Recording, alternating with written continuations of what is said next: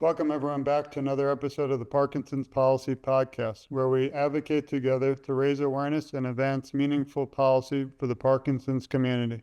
From Washington, D.C., straight from the U.S. Capitol and beyond, we bring together senators, representatives, researchers, and advocates to amplify the voices of people living with Parkinson's disease and their caregivers. My name is Dr. George Ackerman, Sharon's son and founder of TogetherForSharon.com, joined by my co-host, Margaret Preston, the president of Over Parkinson's, and we want to welcome our beautiful and inspiring audience with us today. Welcome back. Thank you, George. I have the distinct honor to be able to introduce our next guest. Representative Brian Cina represents Chittenden County and is a progressive Democrat in Vermont.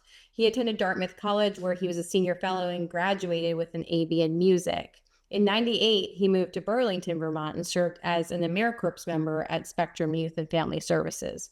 From '99 to 2003, Cina continued working in human services, providing restorative justice and outreach to youth and families. From 2003 to 2005, he attended the University of Vermont, earning a Master of Social Work degree. Since 2010, he has operated private practice in clinical social works psychotherapy located in downtown Burlington. Cina is a community organizer and activist. He co-founded Is Good, a neighborhood organization that has reduced crime through gardening and other community service activities since 2005. From 2018 to 2019, Cina served on the Vermont Artificial Intelligence Task Force as the member with social work expertise in human rights and ethics. Cina served as a school board member from 2014 to 2017. He led the search for a new superintendent in 2015 and was the chair of the Finance Committee. Representative Cina, thank you so much for being with us today. Thank you. Yeah, absolutely. Well, we're really honored to have you here and excited for this discussion on advocacy. Was there something that drove you into, going into the field of politics, but also possibly in the area of also raising awareness for Parkinson's disease? Well, I'm a social worker, as you just heard in my bio. And as a social worker, I work with individuals and mostly with individuals and families and groups of people. And I work within organizations. And I also have worked with communities in terms of community organizing. But I could do all of that work my whole career, and it would help people and make a difference. But if I can engage with my clients and colleagues in creating social change and changing the structures of government and changing our social systems, then we can amplify our efforts and amplify the change. And I always said that it would be great if by the end of my life, my profession was obsolete because we had solved all the social problems of humanity. That's unlikely because suffering is a fundamental part of the human condition, but we could certainly do a lot more to reduce suffering and to promote recovery.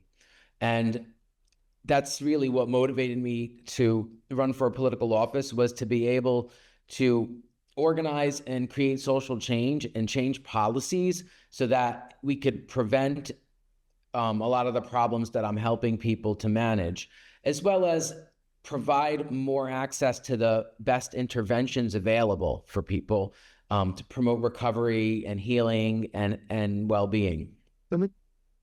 Thank you. And again, we're grateful for the work you're doing and continue to. I'm honored, and I know Margaret is, just because we love this show, but really because we get to hear voices throughout the country, not just where we're located, and that means a lot. So to be able to have a representative or someone like yourself from Vermont really is just, to me, in a way, mind-blowing, because it's just incredible to see how different states are advocating. But in Vermont, it's often seen as a leader in healthcare innovation.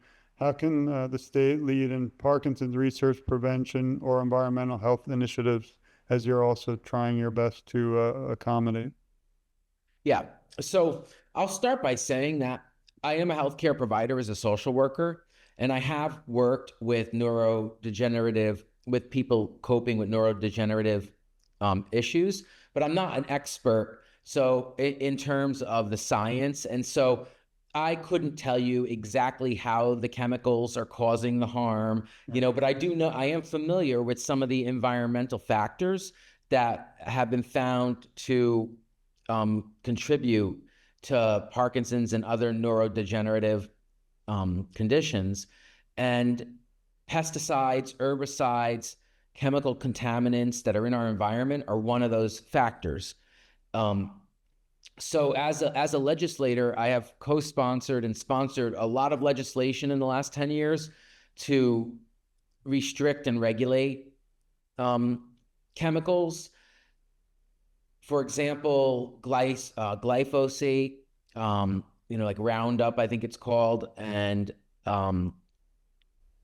there's the latest one is Paraquat. I might say it wrong. Yeah. And then there was atrazine. I don't know if you're familiar with atrazine. So there's these chemicals that humans have used to try to manage environmental factors like pests and weeds and things like that have caused harm to humans. And the first thing we need to do is reduce or eliminate the use of these products. And then the next thing would be looking at mitigation, because that can be done when bodies of water are contaminated. Sometimes there are things that can be done. Like I learned, for an example would be in Burlington, there's a Superfund site. Burlington is the city that I'm a representative from. It's the biggest city in Vermont, and there's a park that used to be industrial, but that's now abandoned and contaminated. And I learned from some scientists that you can ameliorate contaminants using fungi, sometimes using bacteria, like using life that can actually process those chemicals. But there hasn't been a lot of political will to do some of that stuff. So we see this Superfund site in Burlington just sitting there, not like letting time do that work, because over 20,000 years, chemicals break down too. But there's things we might be able to do to restore the environment. There's certainly things we can do to stop the harm. And so I think the first policy decision would be to restrict the use of chemicals, and as well as medical monitoring and tracking when there is contamination, tracking how it's affecting the people. The next thing, the next sort of policy lever I would identify would be interventions. That science is progressing, medical science is progressing so fast right now, and with artificial intelligence allowing us to crunch the genetic data and information from medical tests quicker, and to analyze patterns. We can use the cutting edge technology like AI to improve testing and to improve our understanding of genetics, et cetera. And so that as we do that and we learn more about how to turn genes on and off, we may come up with, there are treatments that could be given to folks who have neurodegenerative diseases that are laser focused on turning genes on and off, which can reset our nervous system. However, I really would like to take a moment to highlight a plant medicine that already does this. So even without any additional research, the earth has given us a gift in a plant called iboga. And iboga is a shrub from Africa, and it's a shrub that has been used in the Bwiti religion for millennia, since time immemorial. And the Bwiti religion, which is practiced by a few tribes in Central and West Africa, have been the stewards of this jungle plant, and they use it in rituals and ceremonies for its healing powers. And it is a psychedelic plant medicine. The way you harvest it is you uncover the roots and scrape some of the bark off the root and then drink it in a tea or in a pill. But what this medicine does is actually revolutionary. What we have found that it does, it can cure so many neurological issues. because, and scientists are still trying to figure out exactly how it works, but it essentially resets genes, and it resets the biochemistry of multiple neurotransmitters across the entire body. So it's not only resetting them in the brain, it's resetting them in the gut, which is the second greatest concentration, and in your fingers and in your toes and in your spine. And it's resetting dopamine, it's resetting serotonin, it's resetting a variety of neurotransmitters that are associated with Parkinson's. And so just to tie it specifically into the condition that we're here to talk about today, Parkinson's disease, there are clinics currently in Mexico, in Canada, I believe, where it's well, Canada, it's not allowed, so they're underground there. But in Mexico, there are legal ibogaine clinics providing treatments for people with multiple sclerosis, Parkinson's, Alzheimer's, to help with regeneration of the nervous system. And this plant medicine holds great promise for reversing some of the symptoms. It may not completely cure it for folks, but it certainly can restore functioning for people. One story I would share about this is there's a man in Vermont I met who had brain tumors, and they had to remove parts of his brain, and he had lost the ability to walk and talk and work in a normal way, and it led to suicidality and to great mental suffering, and there was just nothing the doctors could do for him. And he learned from some veterans who had gone to Mexico to get ibogaine treatment for PTSD that he could get it to help regenerate his brain after the injury from the surgery.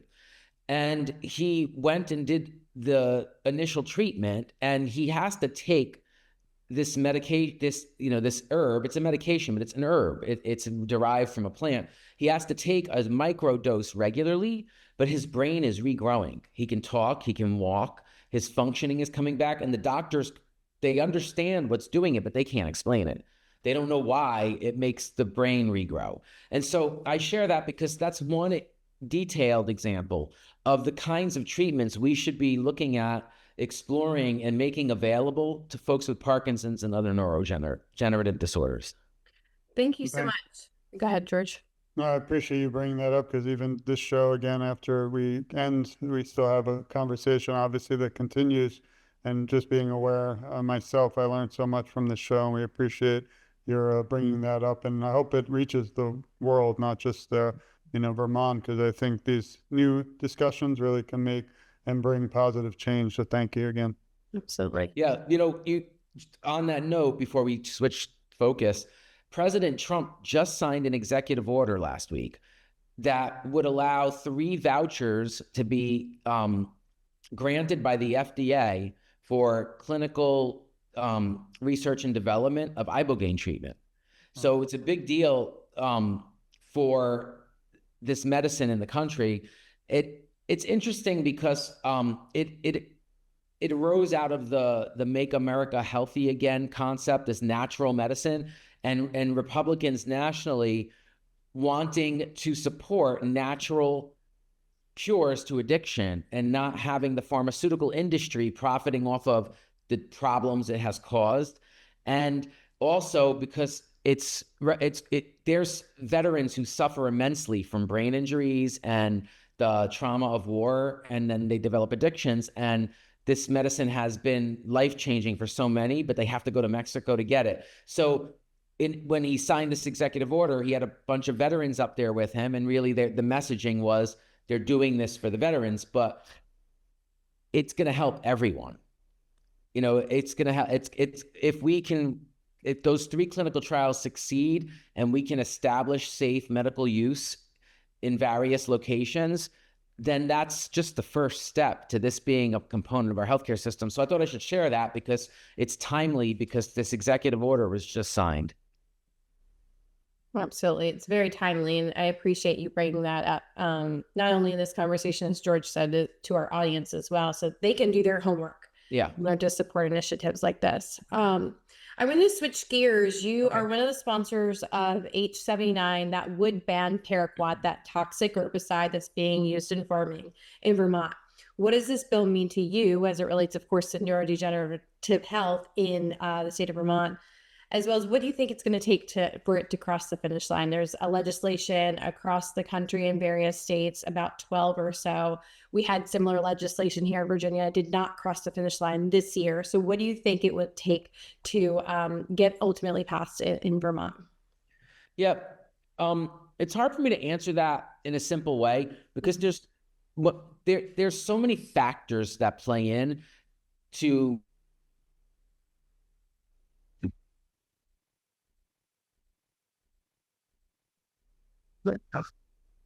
Thanks, Chris.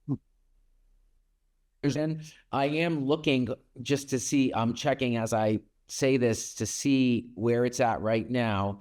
It was, we passed it out of the House and it looks like it's in the Senate Committee on Agriculture. And, if I could look to see if they've taken testimony on it. I know there was a press conference last week about it, so people are trying to keep the pressure up.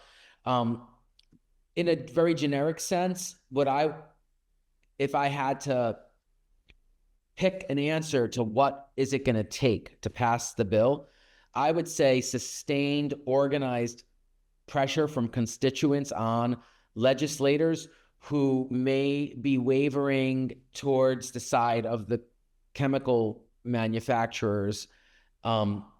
Sometimes farmers will also advocate for the continued use of these chemicals because they do allow them to manage very challenging situations. But we have created exemptions in other bills because I've seen a study banning things, and then I've seen that turn into actual bans, but there's usually exceptions. There's usually the state Department of Agriculture or Agency of Agriculture, the state structure of agriculture, state government has the power to create waivers and emergency use. Like if there was an epidemic of some pest that was wiping out they can allow things. So I would expect that if there are concerns about eliminating an important intervention for catastrophic environmental issues, that we could build into the bill those exemptions. So I think just having sustained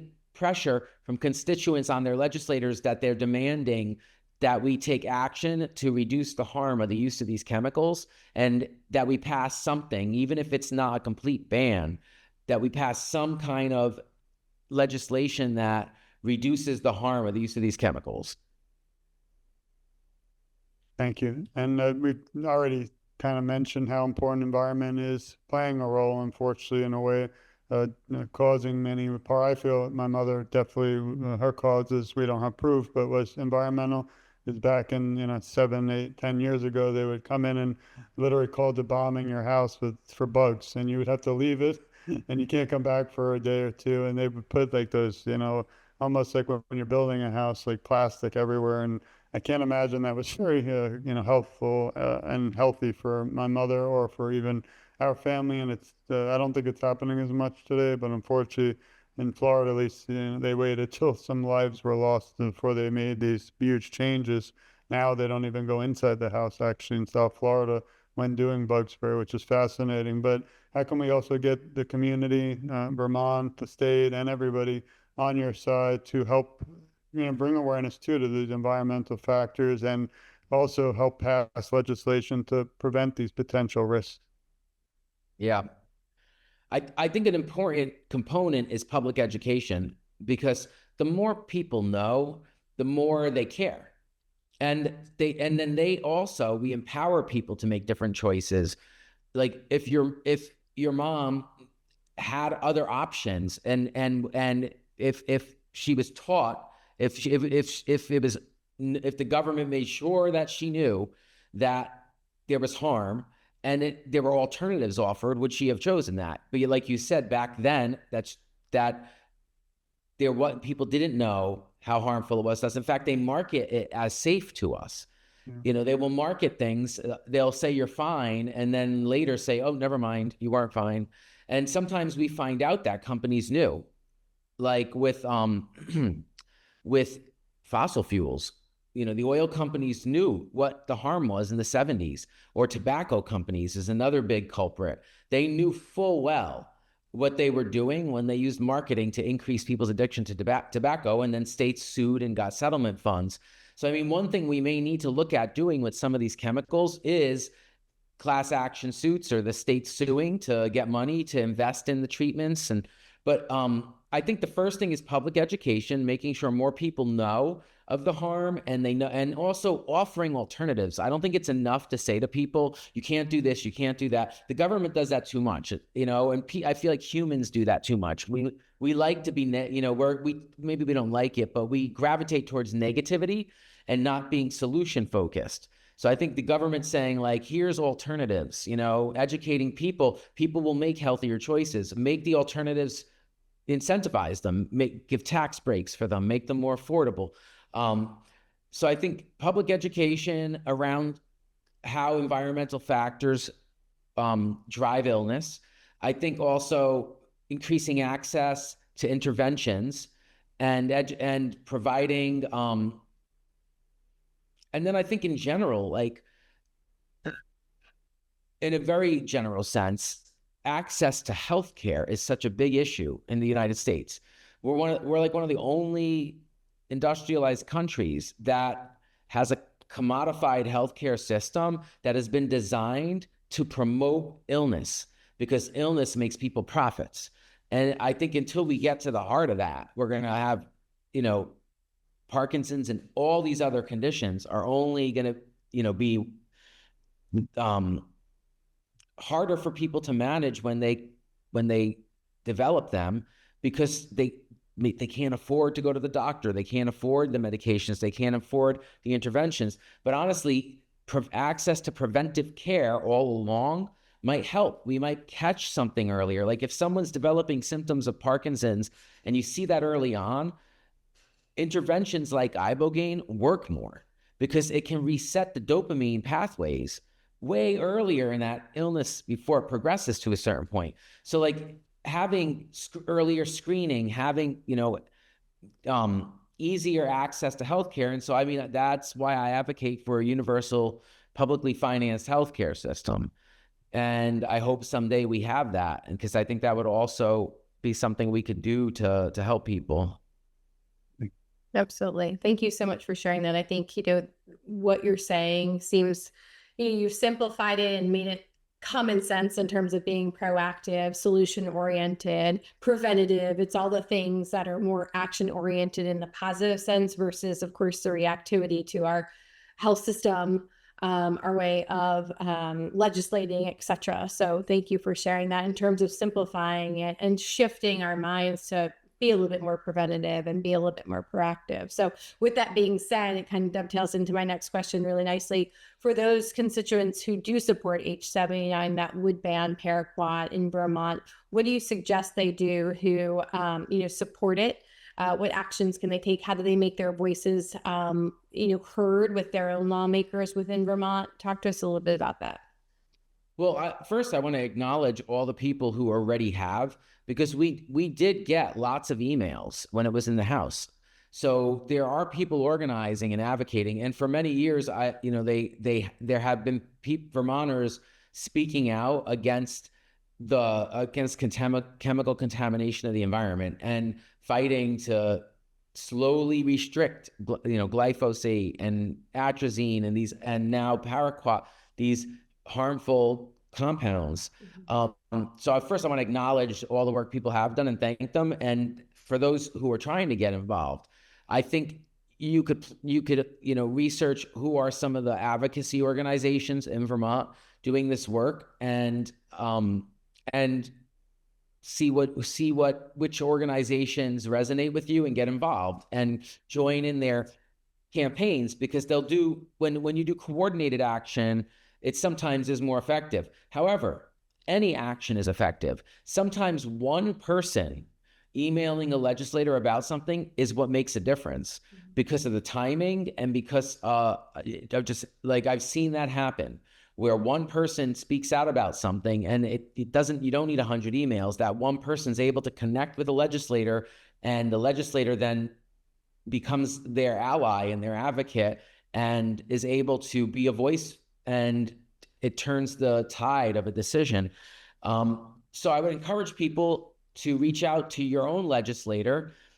It can be a simple email, just asking them to support it, or if you want to put a little more work in, you can look to see how we voted on some bills and then ask us about that. You could email members of the committees that it's in. So you could, or write letters, so you could, you can look on our on the Vermont legislature website, and for each committee, it says who's on the committees, and you can get our emails off of the website. So you can email the committees. You can submit written testimony on any bill. Anyone can do that.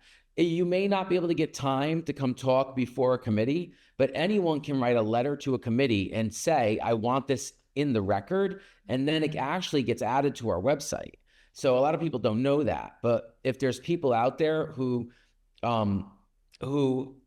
have lived experience with Parkinson's disease, or lived experience as family or friends or neighbors or community members or providers for folks with Parkinson's disease, you could write a letter to the committee saying, here's what my loved one went through, and I don't want other people to have to go through this.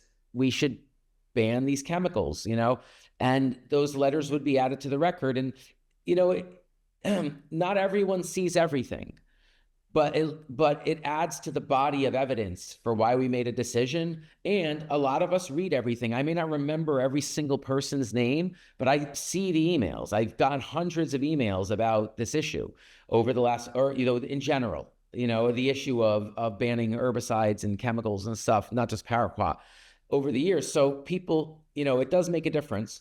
And if you want to invest a little more time, you could plan a trip to the State House, and you could reach out to your representative and say, I come from your district. I'm coming to the State House. Can you make a few minutes to talk to me? Almost everyone would do that, even if it's a few minutes. Like, I'm pretty busy and I don't always have big chunks of time, like do an interview like this. But I can make 5 minutes. There's no excuse for me not to make 5 minutes. I shouldn't say that, because then something's going to happen today and I'm not going to be able to talk to someone. I'm going to be like, okay, there was an excuse. But in general, we can make time to say hello to someone.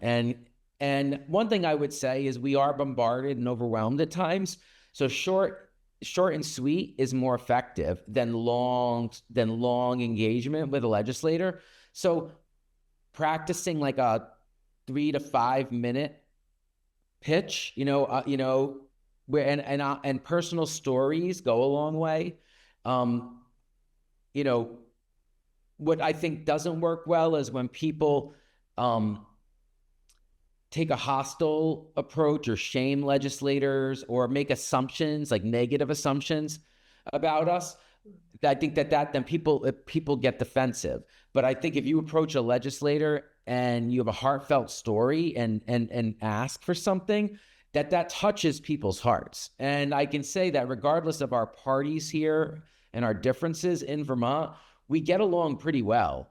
And I don't think any of my colleagues are here with bad intentions. We may have very different sometimes perspectives on what's going to help people, but I think we all generally want to do what's right and to help people. And I think the people who oppose like banning pesticides, they're often afraid of the pests, or they're afraid of the economic impact, or they,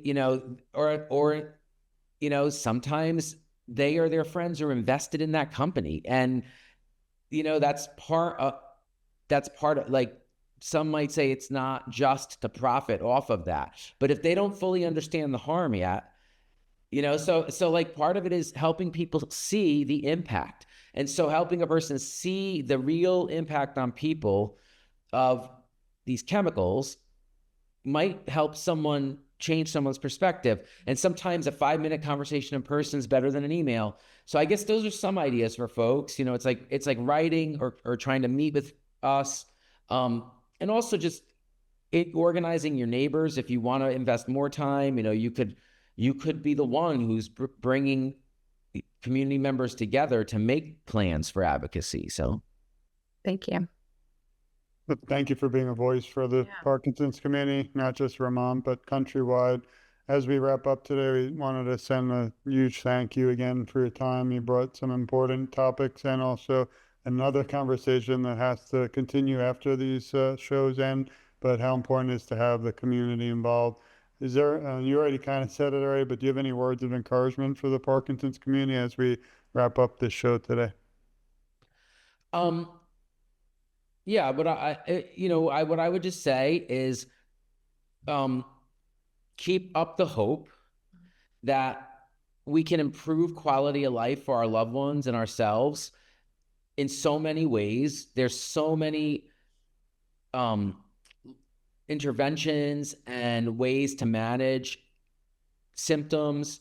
There's so many ways to improve functioning. There's breakthrough treatments coming out. So, you know, just keep up the hope. And also, we are making progress with prevention. We're making progress with correcting some of the harm that humans have done to the environment. And so, you know, I think we're going to see a lot of loss before things get better for humanity. Unfortunately, I think that's our destiny and our karma, that humans have made a big mess of the earth, and we now have to reckon with that. But I like to believe, and I stay focused on the belief that the fundamental goodness of humans will prevail. And so I just, I'll leave you with that. Well, I want to thank you again. I want to send the show to any closing comments from Margaret. Yeah, thank you, Representative Cina. I can't thank you enough for closing on such a positive note. George and I do believe the same thing. That's why we're here advocating and sharing the good work you're doing and others around the country. And I also want to thank you for breaking down what advocacy can look like at various levels and making it bite-sized and doable for constituents. I think, you know, it's certainly, hopefully, a great outcome of this episode, so people can better understand ways in which they can advocate at various levels and bite sizes as they're comfortable with. So thank you for making it tangible so everyone can do their part. You're welcome. After every show, I always feel like I need to get a megaphone and scream to everyone out there how important this is. But knowing that we have representatives like you out there, I know I don't have to, because we have a voice throughout this country and specifically today in Vermont. So thank you again. I also want to thank everyone at Over Parkinson behind the scenes. Also, of course, Margaret wouldn't be able to accomplish this. I do feel every show is almost really like history. You know, we have the first ever National Council coming in June, I think the 26th. But as we see just for 2 years now, it's really when policy has become a huge impact in society, whether environment, veterans, and our community. So just grateful again for everyone's time today. And of course, our listeners, please share the show. Please support the representative and also POP. They're doing some incredible things. I'm jealous as I want to be at the golf tournament coming. But this has been another episode of the Parkinson's Policy Podcast, where we advocate together to raise awareness and advance meaningful policy for the Parkinson's community countrywide. Thank you again, Representative. Thanks, Margaret. And we'll see everyone back very soon. I think even sooner than we know, because this is such an important topic. And you can be sure that Margaret, myself, and the representatives won't rest, and we'll always be advocating by your side. Thanks, everyone. We'll see you soon.